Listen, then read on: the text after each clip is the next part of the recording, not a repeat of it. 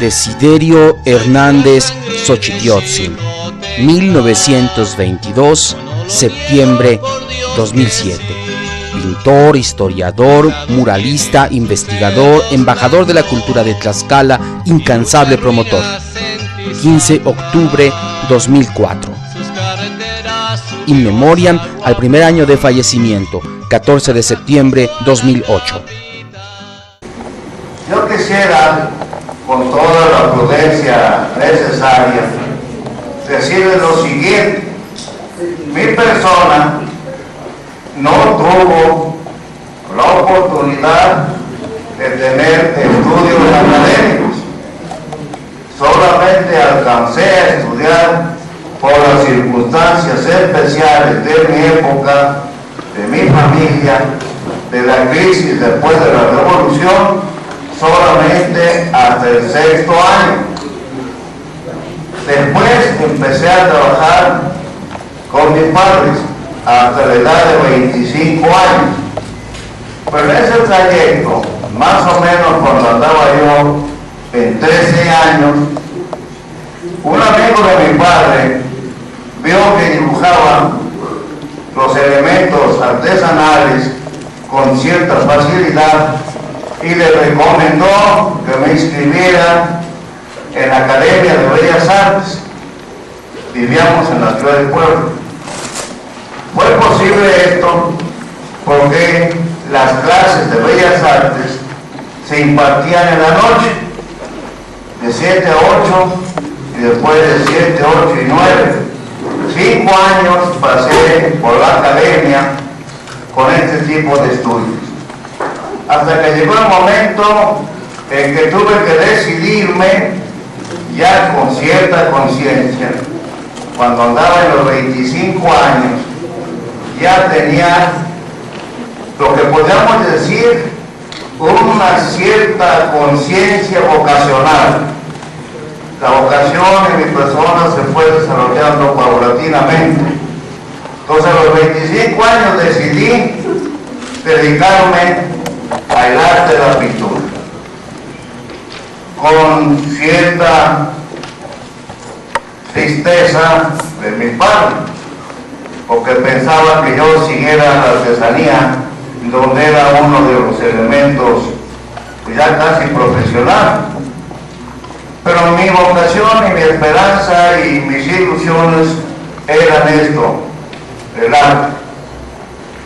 Mis primeros pasos sobre este terreno, y quisiera yo que esto sí lo captaran, nunca llega uno a ser un maestro de golpe y porrazo, de un momento a otro.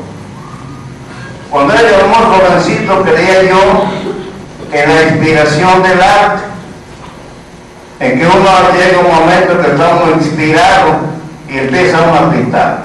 Esa es una gran mentira.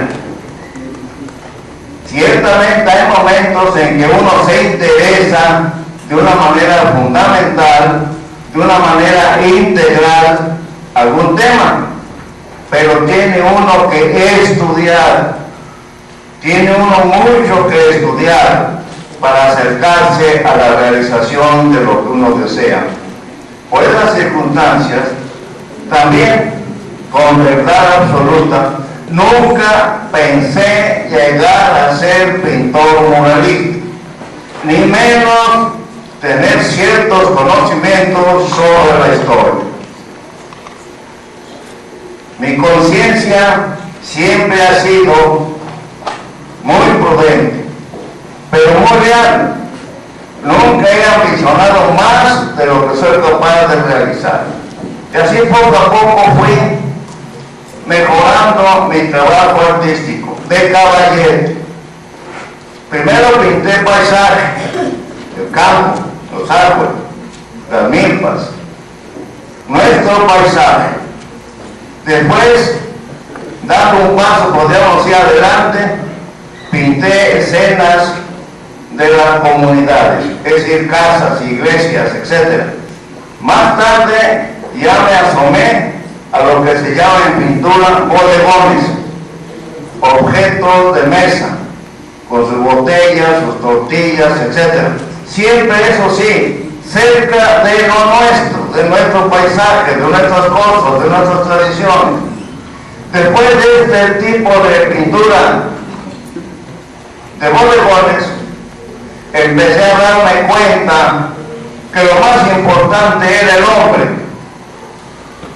nosotros, hombres y mujeres. Y entonces me empecé a asomar a las tradiciones nuestras, las tradiciones populares, las danzas, los carnavales, las fiestas religiosas, las fiestas civiles, etc. Y fue cuando trabajé por primera vez el tema del carnaval. Y fue también la primera vez que yo estuve en una exposición personal en la Ciudad de México. Y también es verdad que entonces mi nombre empezó ya a figurar cerca de los grandes maestros que en esa época pues estaban en plenitud. Allá por 1957 me parece. No, 1947. Después, por las razones y las necesidades, y digo las necesidades, porque desgraciadamente casi nadie dentro del arte se asoma a lo religioso. En mi caso, a la pintura religiosa. Y entonces empecé a pintar arte religioso. Tuve la oportunidad de un sacerdote que después fue mi compadre, y con él pinté los primeros cuadros religiosos en la población de Tacámbaro, en Michoacán.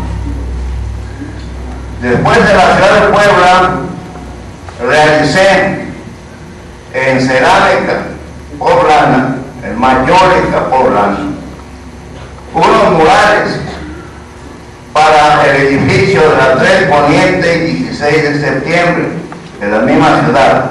2 años estuve trabajando esto. Desde los temas, que es lo más difícil para un artista, conseguir el tema, entender el tema, sentirlo y luego realizarlo. Casi un 90% trabajé esto directamente en el taller de cerámica. Luego vino otra oportunidad dentro del mundo religioso. El arzobispo de Puebla, que en paz descanse, y también Tlaxcalteca, me encargó pintar, realizar 14 vitrales con el tema de Nuestra Señora de Ocotlán y su culto a través de 4 siglos. También fueron 2 años y medio de trabajo, de diseño y de constante estar en la fábrica que estaba realizando en cristales esta obra. Y vino la cosa más trascendental para mi persona.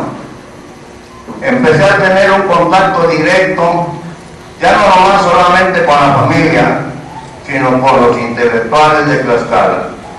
Conocí al poeta Miguel Enelira, convivimos intensamente los problemas culturales de Tlaxcala y me convenció a regresar a Tlaxcala, a vivir en Tlaxcala. Esto fue posible porque en mi viaje a Europa, a Suecia, a medio océano, mi interrogante era: en Europa me he hecho ya todo, porque visité yo museos famosos y no famosos. Yo me sentía que era imposible llegar a hacer algo nuevo dentro de lo que ya se había hecho. Otra cosa maravillosa, para mí más importante, no le entré al arte moderno. Me di cuenta que el arte moderno es una de las grandes falsificaciones del hombre. Me di cuenta que lo más importante es el hombre, pero ya con toda su integridad. Eso lo descubrí cuando admiré los murales de Kioto, allá en la catedral, en el Templo Grande de San Francisco en Asís, Italia.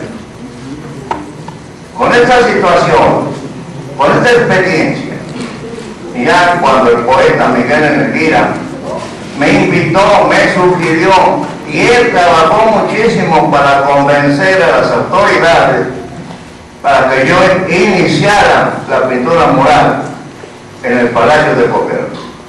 Pintura que tiene 3 etapas, una realizada en la planta baja, otra realizada en la escalera y otra no realizada, por razones también de incultura, con todo respeto de nuestras autoridades. Hay un vacío cultural en nuestras autoridades. Fue entonces cuando empecé este camino de la historia. Lo primero que hice fue preguntar a mis padres y a mi abuelo y a mis parientes de edad. Y ciertamente nuestro pueblo vive intensamente el recuerdo de la historia, pero lo vive a través de ellos, como un romance, como una poesía, con ciertas fallas y con muchas exageraciones. Entonces tuve el contacto con el doctor Andrés Angulo, uno de nuestros grandes historiadores. Con él aprendí que era muy responsable pintar historia. Con él entendí que la historia la falsean en todos los tiempos, según los intereses de las autoridades. Y ahí aprendí también que nuestra historia no es verdaderamente nuestra historia. Me estoy refiriendo a la historia oficial. Muy particularmente porque en este estado laico, no se asusten, no se enseña la historia completa. Se hace un gran silencio al mundo religioso. No es difícil entender que el arte religioso, la labor de los religiosos, es muy importante en la historia. Cualquier pueblo, cualquier ciudad, cualquier turista, por hablar de un extranjero, lo primero que busca llegar a una comunidad es su iglesia, porque ahí está el cariño, ahí está el sacrificio, allá está la verdad de ese pueblo, pero nuestra historia oficial niega todo esto. Qué difícil fue darme cuenta y aceptarlo, que por ningún lado encontraba yo este aspecto. Todo era nomás laico, inventado por las autoridades, especialmente del siglo XIX, de los llamados liberales.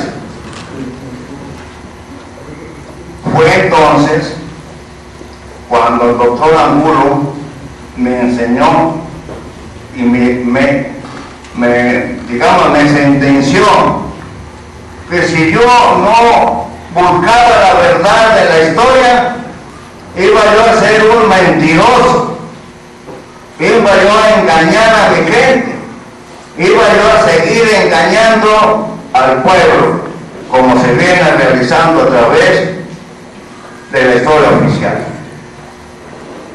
Por eso este prólogo es sencillamente para que vean ustedes que hace 50 años, un poco más, en que mi preocupación temática me obligó a estudiar la historia prehispánica, la historia colonial, la historia del siglo XIX, la historia del siglo XX, con sacrificios y con infinidad de dudas, pero siempre acercándome a la verdad y expresándola con toda la integridad de un hombre que no quiere engañar, sino que quiere decir no su verdad, sino la verdad de su población. Bien, aquí como para comentar un poco lo que dice el maestro Xochitl, su pequeña biblioteca histórica. Yo creo que si colocásemos los libreros alrededor de este auditorio, apenas nos alcanzaba para llenarlos.